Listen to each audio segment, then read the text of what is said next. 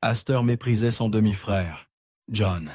Alors quand John réclama sa part de la fortune familiale, Vincent refusa, ignorant que cela déclencherait la chute de toute la famille Astor. La famille Astor n'a jamais été du genre à rester immobile. Bien que John Jacob Astor soit né en Allemagne, il partit pour Londres à l'âge de 16 ans, où il rejoignit son frère aîné, George. En novembre 1783, l'Amérique venait de sortir d'une longue bataille qui allait pour la liberté contre l'Angleterre, et Astor avait 20 ans. Il vit une opportunité dans ce nouveau pays et y avait déjà des contacts. Il laissa son frère George en Angleterre pour rejoindre son frère Henry en Amérique, entamant ainsi son périple. Les Astor atteignirent le sommet en ne manquant jamais une opportunité. Henry travaillait dans une boucherie à New York qu'il avait déjà établie, et lorsque John embarqua sur un navire pour l'Amérique, il avait l'intention de le rejoindre dans cette affaire. Le destin, cependant, avait d'autres plans en tête. John Jacob Astor fit fortune en prêtant attention à ce qui se passait autour de lui. À bord du bateau qui l'emmenait en Amérique, Astor rencontra un commerçant de fourrure. Après sa conversation avec cet homme, une idée commença à germer dans son esprit. Une simple conversation avec un inconnu changea le cours de sa vie. À son arrivée à New York, il mit en œuvre son plan initial de travailler avec son frère dans sa boucherie. Pourtant, l'idée du commerce de fourrure ne quitta jamais son esprit. Astor ouvrit sa propre boutique de produits en fourrure à New York à la fin des années 1780, seulement quelques années après son arrivée dans le pays. Il commença à acheter des peaux brutes aux Amérindiens, qu'il préparait lui-même avant de les revendre à Londres pour un grand profit. Il était au début de son succès, et Astor le savait. Les Astor savaient que le véritable ticket pour le succès était de saisir les opportunités autour d'eux. En 1784, le traité de Jay ouvrit de nouvelles perspectives commerciales. Le Canada devint soudain une option. John Jacob Astor eut désormais l'opportunité de commercer sur un marché plus vaste, et il n'hésita pas à la saisir. En 1800, à peine 20 ans après ses débuts, Astor avait accumulé l'équivalent moderne de 229 millions de dollars. Et il y avait une raison à cela. Il était impitoyable. Les Astor ne devinrent pas l'une des familles les plus riches d'Amérique en jouant fair play. John Jacob Astor se moquait de ceux qui travaillaient pour lui. Il cherchait son profit et exigeait des prix élevés de ses commerçants. En retour, Astor utilisait cela pour inciter ces derniers à répercuter ses coûts sur les populations indigènes, avec lesquelles ils échangeaient des fourrures. Entre autres, les commerçants utilisaient de l'alcool pour obtenir l'avantage sur les indigènes avec qui ils faisaient affaire. Mais ces derniers ne furent pas les seules personnes que les Astor écrasèrent sur leur chemin vers le sommet. John Jacob Astor n'avait pas peur de l'adversité. Bien qu'il ait déjà amassé d'énormes sommes d'argent, des menaces pointaient à l'horizon. Le gouvernement conçut l'Embargo Act de 1867 pour limiter le commerce extérieur, fermant ainsi le lucratif commerce de fourrure avec le Canada dont Astor s'était accommodé.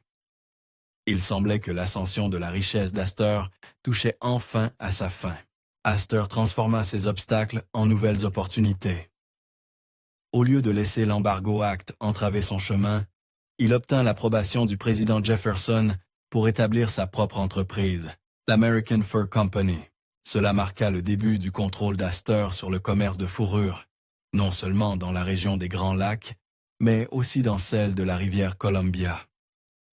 Pendant son ascension sur le commerce de fourrure, Astor ne restait pas inactif avec son argent. Au contraire, il utilisait sa nouvelle richesse pour investir dans quelque chose qui, selon lui rapporterait un profit. L'immobilier à New York devint la véritable passion d'Astor. La famille Astor fit fortune grâce à des investissements judicieux. John Jacob Astor acheta son premier terrain à New York en 1799. Il finit par vendre son entreprise de fourrure pour se concentrer sur l'immobilier. Il savait qu'en faire un bon achat. Astor n'investissait pas dans n'importe quel terrain. Il plaçait son argent dans des terrains qui lui rapporteraient le plus de profit et de prestige. L'une de ses plus grandes acquisitions fut une ferme de 70 acres au cœur de Manhattan, qui deviendrait un jour Times Square. Ce terrain permit à ses descendants de continuer à prospérer. Bien qu'Astor ait eu 5 enfants survivants, il n'avait que 2 fils. Son fils aîné était malade et considéré comme mentalement instable. Par conséquent, c'est son deuxième fils, William Backhouse Astor, qui hérita et perpétua l'héritage des Astor. Toute la famille Astor était industrieuse. Le frère de John, Henry, avait également continué à se faire un nom. Au moment de son décès, la succession de Henry Astor valait l'équivalent de 570 millions de dollars en monnaie actuelle. N'ayant pas d'enfant, Henry légua sa succession au fils de son frère, William.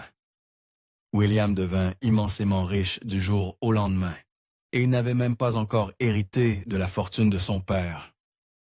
Au moment de son décès, John Jacob Astor était l'homme le plus riche des États-Unis. En termes modernes, sa succession entière valait l'équivalent de 598 millions de dollars. Bien qu'il ait laissé quelques petits legs à d'autres organisations, l'essentiel revint à William, s'ajoutant à ce qu'il avait hérité de son oncle. Et William ne resta pas inactif avec cet argent. La richesse des Astor continua de croître sous la direction de William. Comme toute bonne famille, les Astor savaient quand et comment bien se marier. William maria son deuxième fils, William Backhouse Astor Jr., à Caroline Schermerhorn, une femme de la haute société. La famille Schermerhorn était l'une des plus anciennes de New York. Donc cette union donna aux Astor le prestige social dont ils avaient tant besoin. Elle changea également la forme de la famille pour toujours. Caroline Astor était une puissance sociale, et elle le savait. Malgré une éducation empreinte des meilleures manières de la haute société, rien ne plaisait plus à Lena Astor que de brandir son statut sur tout le monde, y compris son mari. En raison de la lignée de sa famille, c'est Caroline qui avait fait un mariage en dessous de sa condition. Son mariage avec William était empreint de tension. Caroline aimait rappeler à son mari qui détenait le pouvoir social dans leur relation. Et William était un mari indifférent, préférant apparemment tout plutôt que de passer du temps avec sa femme. Ainsi, Caroline s'amusait aux dépens des autres. Caroline Astor comblait le vide créé dans son mariage en accumulant pouvoir social et attention de ses pairs. Elle organisait fréquemment des bals et des événements somptueux, prenant un grand plaisir à exclure ceux qui ne répondaient pas à ses critères. Cependant, malgré tout son influence, Caroline se sentait toujours en manque de la seule chose qu'elle désirait le plus. Ce n'était pas seulement avec son mari que Caroline Astor ne s'entendait pas. En réalité, Caroline était généralement mal aimée de tout le clan Astor. Il y avait une couche supplémentaire d'animosité entre Caroline et le frère aîné de son mari, John Jacob Astor III, ainsi que sa femme, Charlotte Augusta Gibbs, sa belle-sœur, qui se trouvait sur son chemin. En tant qu'épouse du plus jeune monsieur Astor, elle n'avait pas de droit sur le titre qu'elle convoitait vraiment, celui de la Madame Astor.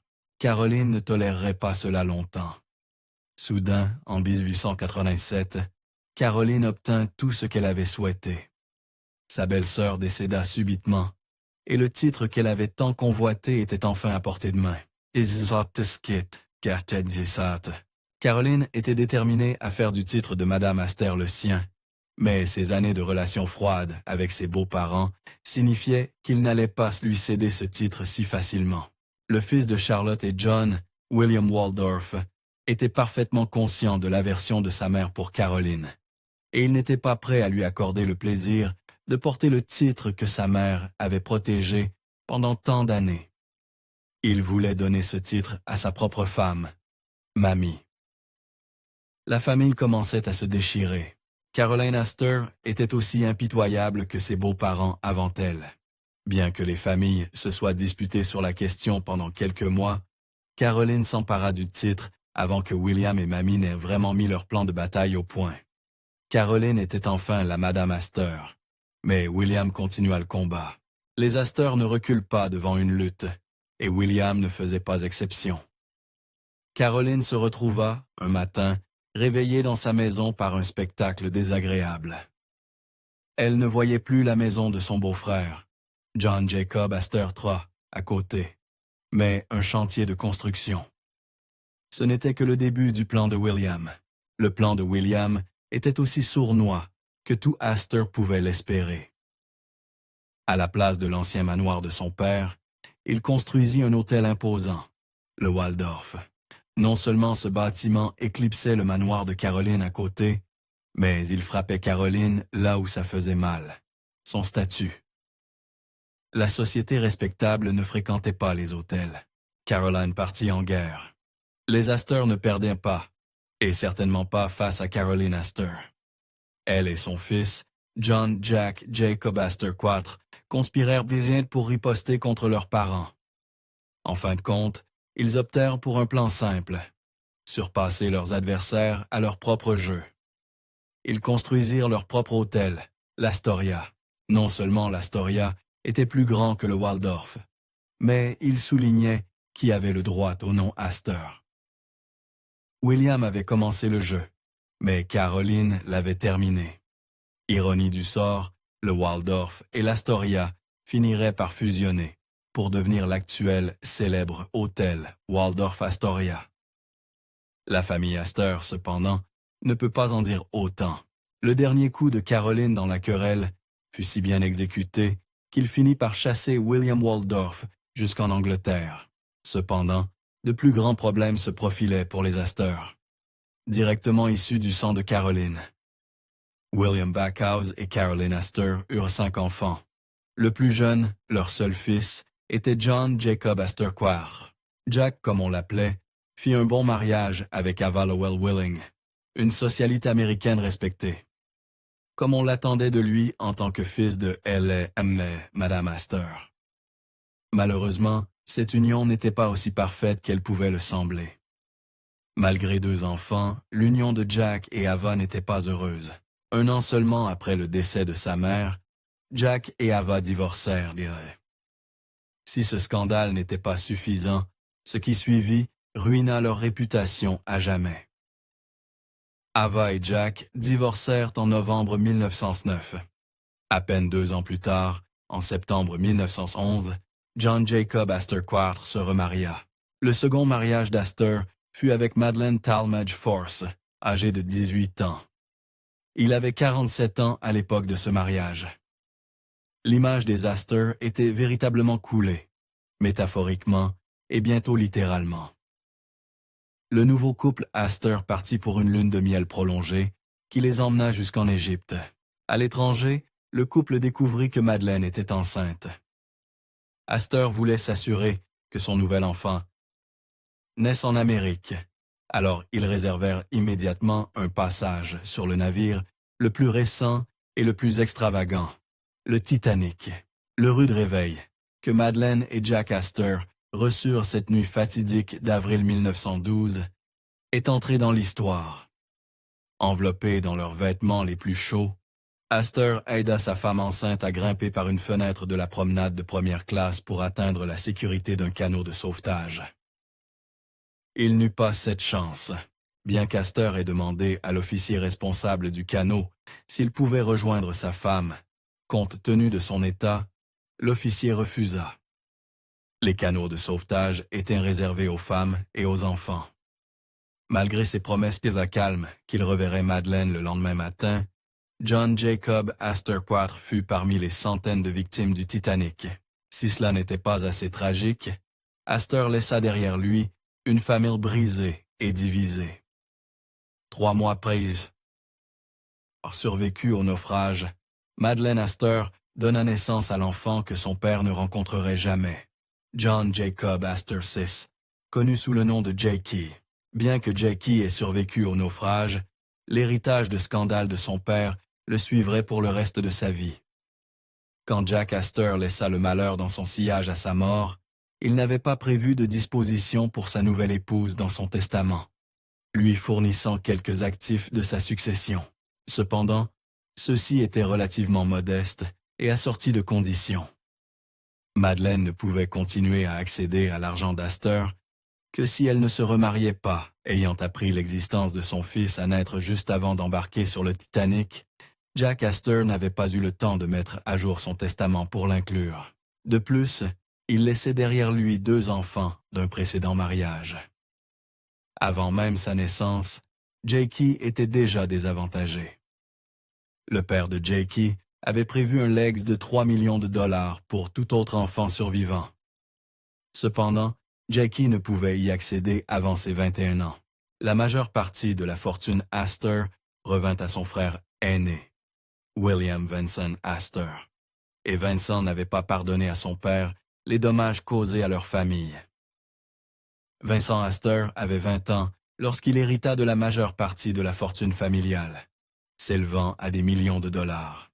Jusqu'à ce point, la famille Astor avait continué à accroître sa richesse aux dépens des autres. Ils étaient, sans aucun doute, des propriétaires de taudis, même au XXe siècle. Cela ne plaisait pas à Vincent. Vincent Astor était quelque chose d'inconnu en Amérique à cette époque. Vincent Astor avait une conscience sociale hautement développée. Il n'appréciait pas d'apprendre que sa famille avait profité pendant des années de la souffrance des autres. Il plaça la majeure partie de la richesse familiale dans une organisation caritative à son nom et entreprit de transformer leurs anciens logements insalubres en propriétés qui servaient réellement les gens. Il se maria 3 fois, et bien que le 3e mariage tint bon, il se réalisa d'une manière étrange. Vincent Astor épousa Roberta Brooke Russell le 8 octobre 1953. Un mois seulement auparavant, il était marié à sa 2e femme, Mary Benedict Cushing. Une rumeur populaire à l'époque prétendait qu'Astor n'accorderait le divorce à Cushing que si elle lui trouvait une autre épouse à épouser. Quelles que soient les circonstances, ce mariage s'avéra profitable pour Brooke Astor. Malgré son accent sur les œuvres philanthropiques, lorsque Vincent Astor décéda en février 1959, il laissa derrière lui une succession Astor considérable. C'est à ce moment que son demi-frère, Jackie Astor, revint dans le tableau. Cependant, si Jackie pensait que son heure était enfin venue d'hériter de sa part de la succession de leur père, il se trompait. Vincent Astor méprisait Madeleine, et donc il méprisait aussi son demi-frère. Son mépris pour sa belle-mère et son demi-frère était si profond qu'il n'hésitait pas à déclarer qu'il ne considérait pas Jackie comme un véritable Astor. Vincent n'avait aucun intérêt à jouer le jeu avec l'autre moitié de sa famille ou à leur donner de l'argent, mais il n'aurait jamais pu prévoir que cela mènerait à la chute de tous les Astor. Vincent Astor laissa toute sa succession à sa 3e épouse, Brooke Astor, et les fissures qui existaient depuis longtemps dans la famille Astor finirent par éclater. Jackie déclara que Vincent avait le droit légal, mais pas moral, de garder tout l'argent. Il était également prêt à mettre son propre argent là où était sa parole. Jackie intenta un procès contre la veuve de Vincent, Brooke, pour l'héritage qu'il estimait lui être dû. S'il pensait que cela fonctionnerait, Jackie ne savait pas à qui il s'attaquait. Brooke Astor n'était pas du genre à reculer devant un combat. Vêtue de sa plus belle tenue de deuil, Brooke pleura devant le tribunal. Elle gagna, et Jackie se contenta de 250 000 $, une fraction de ce qui lui était dû. Brooke avait peut-être vaincu Jackie, mais elle allait aussi provoquer la chute des Astor. Brooke Astor était loin d'être une jeune ingénue, et lorsqu'elle épousa Vincent, Brooke avait déjà été mariée 2 fois, et ces mariages laissèrent leur héritage. Elle avait un fils, Anthony Tony Dryden Marshall, de son premier mariage. Marshall serait la perte non seulement de sa mère, mais de tous les Astor. Le premier mariage de Brooke Astor avec le père de Marshall fut difficile. Bien qu'ils aient échappé à ce mariage lorsque Marshall avait 6 ans, les tensions de cette union persistèrent tout au long de leur vie. La tentative de Brooke de tourner la page laissa son fils se sentir négligé. Au tournant du millénaire, il devint clair que Brooke Astor souffrait d'Alzheimer. À mesure que sa confusion grandissait, son fils Tony Marshall vit enfin sa chance de se venger. Une fois le diagnostic de Brooke officiel, Marshall devint son mandataire, lui donnant un pouvoir total sur sa succession. Il isola sa mère pour augmenter son contrôle sur elle. Il vendit ses objets de valeur et s'appropria sa succession. Il grignotait la fortune, Astor morceau par morceau. Tony Marshall avait renvoyé tous les membres du personnel qui auraient pu protéger Brooke Astor. Il la convainquit qu'elle était désormais pauvre et la laissa vivre dans la misère, comptant ses sous. La grande erreur des Astor était sur ses dernières jambes. Le salut de Brooke Astor vint d'un endroit inattendu. Tony Marshall avait des jumeaux d'un précédent mariage, que même Vincent Astor avait apprécié. Ce fut le fils de Marshall qui remarqua ses agissements et lança un procès. Les choses commencèrent à s'améliorer pour Brooke lorsqu'elle emménagea dans une propriété confortable. Elle vécut encore 1 an avant de s'éteindre à l'âge respectable de 105 ans. Quelques mois plus tard, Marshall fut officiellement inculpé. Le mal, cependant, était fait. Entre le scandale de Jack Astor, la philanthropie de Vincent et le vol de Tony Marshall, la vaste richesse et le statut social des Astor avaient diminué jusqu'à n'être plus qu'un souvenir. Cependant, c'est un souvenir qui continue de vivre à travers le monde. De New York à l'Oregon, et même en Angleterre, on peut encore trouver des ombres de ce qu'étaient autrefois les Astor. Merci d'avoir regardé History Exposé. Si vous aimez découvrir les meilleures histoires de l'histoire, aimez et abonnez-vous pour continuer à explorer avec nous. N'oubliez pas de visiter notre page principale, Factornet, pour plus de faits incroyables sur tout.